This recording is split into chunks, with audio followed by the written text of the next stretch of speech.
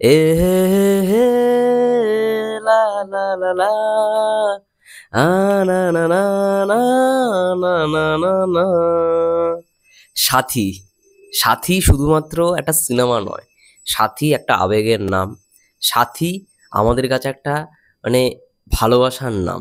সত্যি কথা বলতে একটা সময় ছিল যখন মানুষরা এই সিনেমাটা মানে রিপিটেটিভ তো অবশ্যই বারংবার দেখেছে, এবং এখনো পর্যন্ত যখন সিনেমাটা টেলিভিশনে প্রিমিয়ার করা হয়, জলসা মুভিজের যদি কথা বলি, মানুষ ছবিটাকে এত রকমভাবে ভালোবাসা দেয়, মানে এটা মনে রাখার মতো।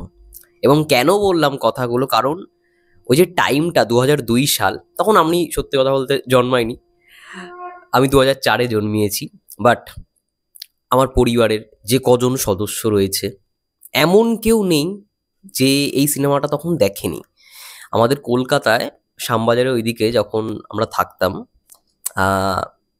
মেন তিনটে হলের আই থিঙ্ক তোমরা নাম শুনেছো, মিত্রা, মিনার আর দর্পণা। যদিও বা তিনটে হলের মধ্যে এখন অস্তিত্ব একটা হলেরই, এটা হচ্ছে মিনার। মিত্রা এখন শপিং মলে পরিণত হয়েছে, আর দর্পণা তো বন্ধই হয়ে গেছিল।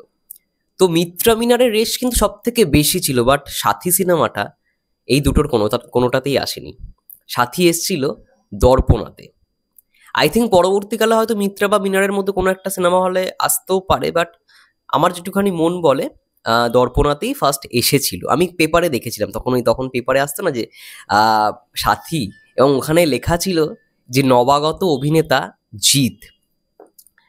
সত্যি আজকের দিনে, আজকে আমাদের সুপারস্টার জিদ্দার জন্ম হয়েছিল বাংলা ইন্ডাস্ট্রিতে। এর আগে অনেক সে কাজ করেছে, সাউথের সিনেমায় কাজ করেছে, বাট সেখানে সেই সেই মানে কি বলবো, তাকে গুরুত্বটা দেওয়া হয়নি। তাকে সেই গুরুত্বটা দেওয়া হয়নি। অনেক প্রডিউসারের ঘরে ঘরে ঘুরেছে, মানে স্ট্রাগলিং লাইফে আর কি যা হয়। শুধুমাত্র জিদ্দার কথাই বলবো না, অনেক অভিনেতা অভিনেত্রী আছে যারা এরকমভাবে স্ট্রাগল করে গেছে। বাট সাথী কেন আজকে সাথী জানেন? অঞ্জন চৌধুরী, সেই সময় বর্ষিয়ান প্রযোজক এবং পরিচালক, এই সাথী সিনেমাটার সহকারী প্রযোজক হিসেবে ছিলেন, ঠিক আছে? তিনি বিশ্বাস রেখেছিলেন এবং জিদ্দাকে দেখে বলেছিলেন, আমি এই ছেলেটার মধ্যে বাংলা সিনেমার ভবিষ্যৎকে দেখতে পাচ্ছি।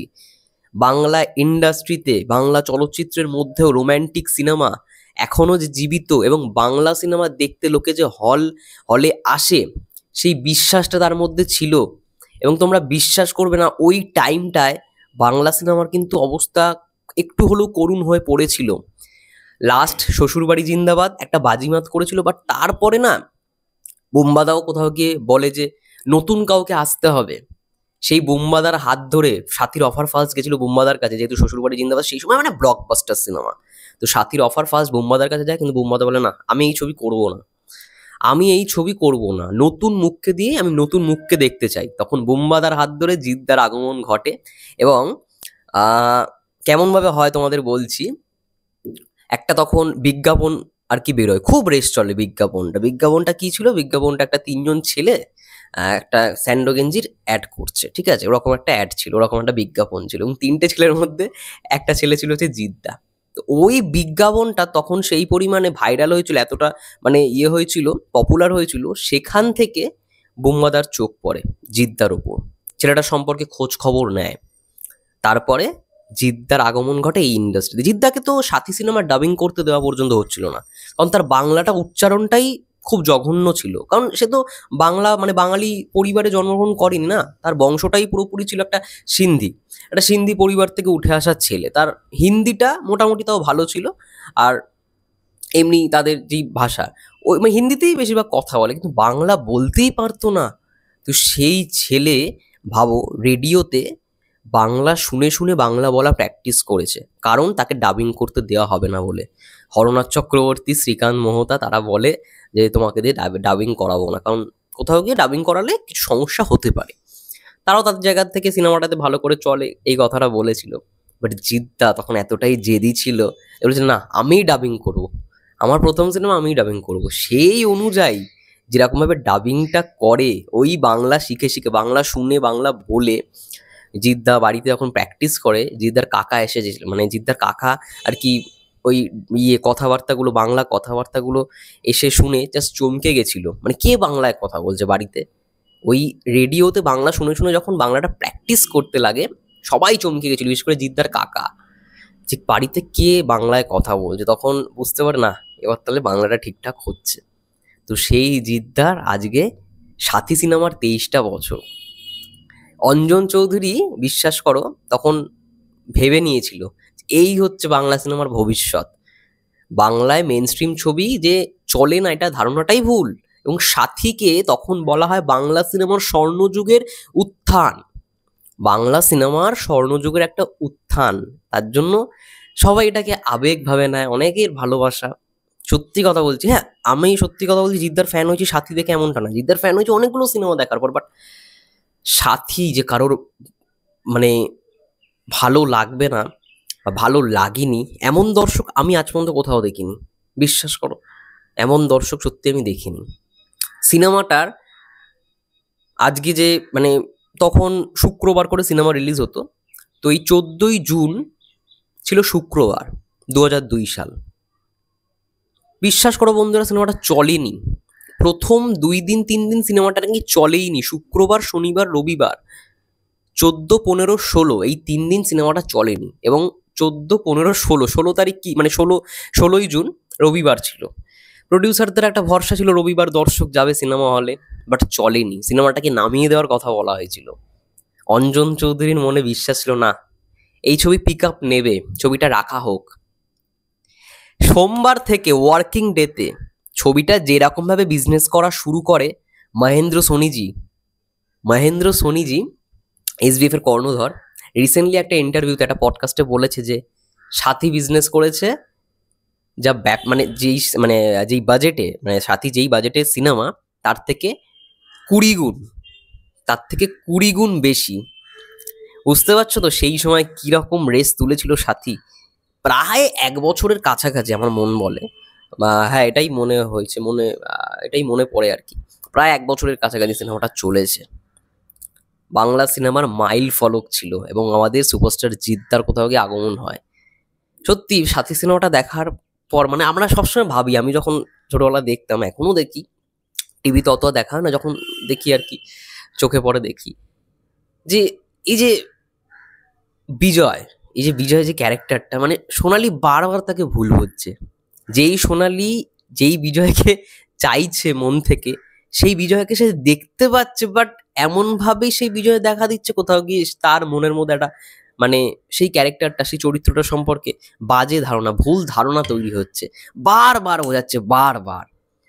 এইটা যে এতটা মানুষকে কষ্ট দেয় এই সিনেমাটা দেখলেই মানে বোঝা যায়। সাথী কিন্তু পুরোপুরি অরিজিনাল স্টোরি ছিল না, সাথী কিন্তু একটা রিমেক সিনেমা, এটা একটা সাউথের রিমেক ছিল। বাট যেই পরিমাণের সাথী ব্যবসা করেছে, এবং ওই যে গানটা বলবো তোমায় আজকে আমি একটি মেয়ের গল্প প্রেমী, এই যে গানটা, এই গানটার যে প্রথম যে মিউজিকটা, লা লা লা লা না না না না না না না না না না না না, এই যে মিউজিকটা, এই যে শুধুমাত্র পার্টিকুলার এই মিউজিকটা দিয়ে কিন্তু অনেক ইন্ডাস্ট্রির গান হয়েছে, ঠিক আছে। এরকম দেখবে একটা হিন্দিতে গান রয়েছে, ঠিক আছে, অনেকগুলো মিউজিক হয়েছে, এই গানটার মানে মাধ্যমে অনেক কিছু হয়েছে। তো বাংলা সিনেমার সত্যি কথা বলতে একটা মাইল ফলক। আজকে সাথীর 23টা বছর পূর্ণ হলো, মানে দুটো যুগ পেরিয়ে 23 বছরে পা দিল সুপারস্টার জিদ্দা। এবং এখনো অনেক অডিয়েন্স যারা জিদ্দার ফ্যান, অনেকে বলে যে সাথী দেখে আমি ভক্ত হয়েছি। জিদ্দা সাথী সিনেমা কি ছিল, মানে কেউ এমন নেই যে ছোটবেলায় সাথী দেখতে হলে যায়নি। সাথী এমন একটা সিনেমা। আর অঞ্জন চৌধুরীর এই ভরসাটা ছিল পরবর্তীকালে 2003 সালে সেম জুটিকে নিয়ে, মানে প্রিয়াঙ্কা উপেন্দ্র এবং জিদ্দাকে নিয়ে সঙ্গী সিনেমাটা করা হয়, same director Haranath Chakraborty. But Anjan চৌধুরীর সঙ্গী সিনেমাটা নিয়ে অতটা বিশ্বাস ছিল না, বলেছিল সঙ্গী ঠিক আছে, বাট সাথীর ওপর 100% ভরসা ছিল অঞ্জন চৌধুরীর। এবং ভাই সেই ভরসাটা এইরকম লেভেলের কাজ করেছে যে যখন জিদ্দাকে দেখেছে বুঝে গেছে ভাই। এবং আমি এর মধ্যেই ছেলেটার মধ্যে বাংলা সিনেমার ভবিষ্যৎকে দেখতে পাচ্ছি। তো আজকে যাই হোক না কেন, জিদ্দার যাই বক্স অফিস কালেকশন হোক না কেন, জিদ্দা একটা ইন্ডাস্ট্রিকে কিছু দিয়েছে, আমরা বলতে পারি ইন্ডাস্ট্রির জন্য কিছু করেছে। অনেক অভিনেতা অভিনেত্রী দেখবে যে মানে এখনকার দিনে রাজনীতির সঙ্গে যুক্ত হয়ে পড়েছে, পলিটিক্স মানে ওতপ্রোতভাবে মানে জড়িত। বাট জিদ্দা কোনো লবিতে নেই, কোনো অ্যাওয়ার্ড শোতে নেই, সে নিজের মতো করে কাজ করে যায়। আর এটাই সব থেকে বড় প্লাস পয়েন্ট জিদ্দার, আমি অন্তত মনে করি। সত্যি সাথীর ওই টাইম লাইনে অনেক গল্প শুনি মাঝে মাঝে, আমার মা বাবা সেই সময় সাথী দেখতে গেছিল, তাদের থেকেও শুনি। এমনই একটা সিনেমা হয়েছিল যে মানুষ মানে ওই যে এন্ট্রিটা, জিদ্দার যে বিজয়ের যে এন্ট্রিটা, ওই দৌড়ে দৌড়ে আসছে, ট্রেনে উঠছে, ওটার একটা মানে আলাদাই ফ্যান বেস আছে, ওটার একটা আলাদাই ফ্যান বেস রয়েছে। কি ছিল সেই সময়টা, আমি শুধু ভাবি। সঙ্গীত বাংলায় যখন ও বন্ধু তুমি শুনতে কি পাও গানটা বারে বারে দেয়, মন ভরে যায়, মন ভরে যায়, সত্যি কথা বলছি।